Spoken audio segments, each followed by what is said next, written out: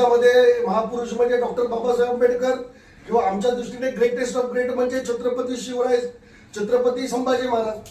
म्हणजे कसं आहे की ते आमच्या श्वासात आहे. आपलं लाईफ बिगिनच शिवाजी महाराजांच्या नावाने किंवा बाबासाहेबांच्या नावाने होतं, संभाजी महाराजांच्या नावाने होतं. पण अल्बर्ट आईन्स्टाईन यांचं इंट्रोडक्शन मला मार्मिकने दिलेलं आहे, बाळासाहेब ठाकरे यांच्या त्या पुस्तकाने दिलेलं आहे. मग मी त्याचा स्टडी करायला लागलो, परंतु मला सापेक्षतावाद जो अल्बर्ट आईन्स्टाईनचा आहे याच्याविषयी कुठलंही फॉर्मल पुस्तक भेटलं नाही. पण त्यावेळी संशोधन हे नैसर्गिक प्रेरणेतून होतं, संशोधन हे नैसर्गिक प्रेरणेतून होतं.